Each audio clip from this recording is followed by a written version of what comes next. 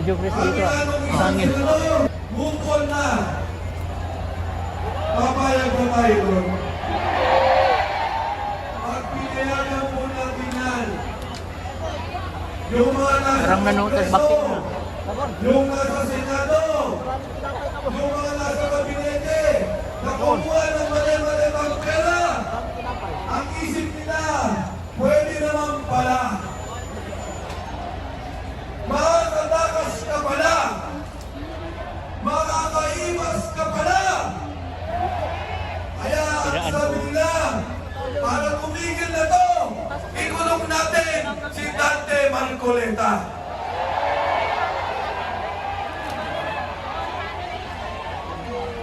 Para wala nang lumaban sa Senado, patahimikin natin si Dante Marcoleta.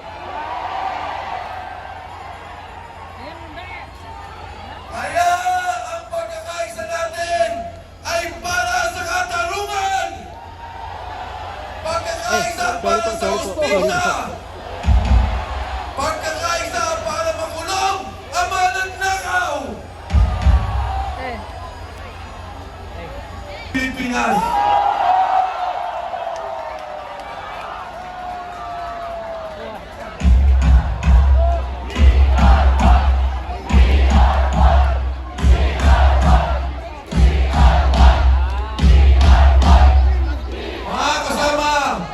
Pag ang isang gobyerno, kinukulong niya mga nagsasalita ng totoo.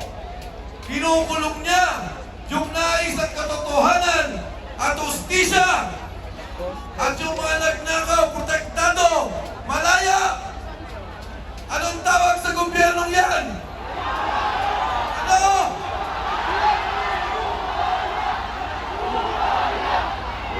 Hindi ko marinig!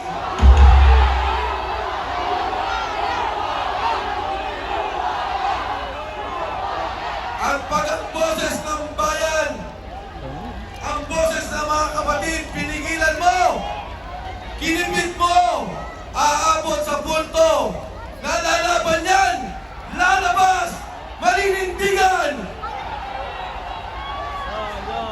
Guys, nasa ilalim kami ng puno.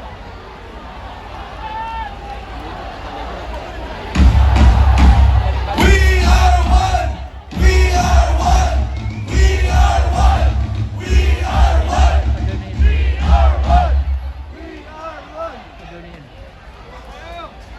Sa ating pong mga kababayan, lalo tigit sa mga kapatid sa Iglesia ni Cristo, hindi kayo nagkamali sa pagtulong at pagboto kay Dante Marcoleta.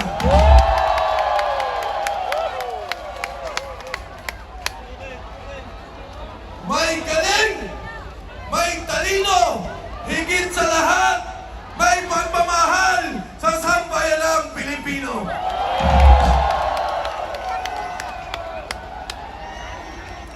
Ang ating pagkakaisa, Senator Dante Marcoleta, kung narinig ka, nagkakaisa kami, lalaban kami sa paninindigan mo sa hustisya at katotohanan.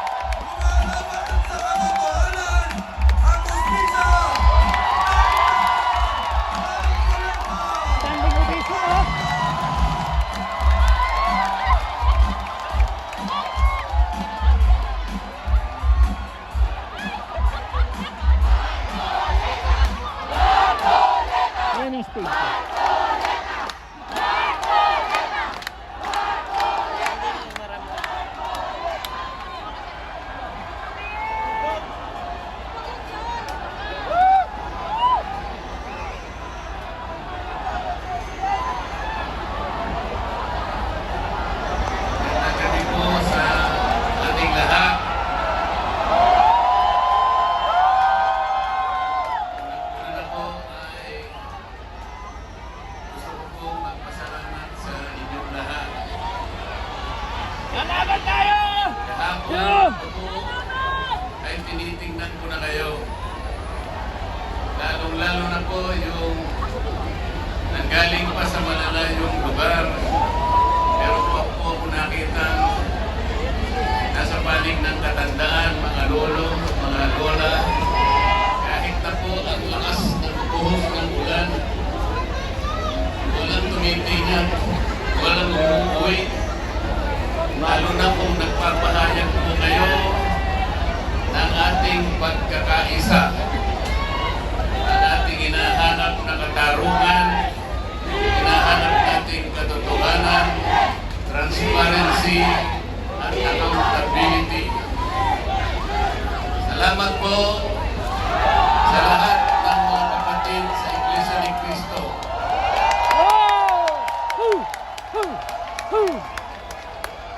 Salamat din po sa mga hindi kapatid, ngunit nakikisang-ayon at sumusuporta sa pagkakaisa natin sa gabing ito. Mabuhay tayo! Iba po ay mga kakilala ko, yung iba po ay hindi mo man kakilala, ngunit nagpahayag po sila ng pagsuporta at pagmamahal sa ating bansa at sa ginagawa natin ngayon. Hindi na nga po sana ako pupunta dito. Kasi baka akalain po nung iba, ako pa po yung nag-i-instigate, hindi po. Ang palagi ko pong ginagawa, kagaya ng palagi kong sinasabi, kailangan may pakita natin kung ano ang tunay at tapat na paglilingkod ng isang public servant sa pamahalaan. Gusto ko po gamitin ang aking sarili isang mabuting halimbawa kung paano ang isang public official ay tumupad ng kanyang tungkulin dahil sa pinagtiwalaan ng mga tao para sila ay paglingkuran.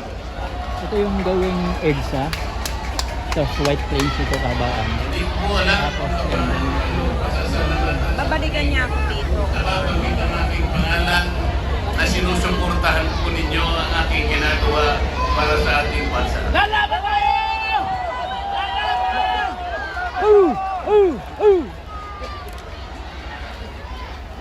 Pangalawang araw na po ito, ngunit hindi ko nakikita sa mukha ninyo ang kapaguran. Walang kapaguran! Laban ko laban! Hindi ko po alam kung paano ko magpapasalamat sa inyo. Padamdamin niyo kami! Kung magagawa ko lang, napuntahan ko kayong isa-isa para yakapin ko kayo. Wag mainit! Kailangan ka pa Naisip ko nga, magdadala na lang ako ng hopya. Alam mo ba yan?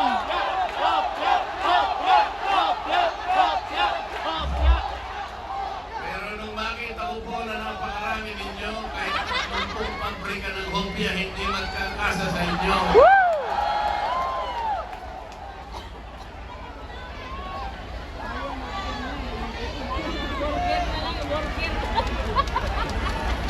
Wala na nakaabot ang burger nito. Wala, pinagkakatulan. Hindi. Inano ko yung light para makita. Pag-iimbestiga sa flood control scam. Ulit ito yung kahabaan ng White Plains. No? From EDSA, White Plains to Kayo ang Pasig na yan. mandarambong. C5.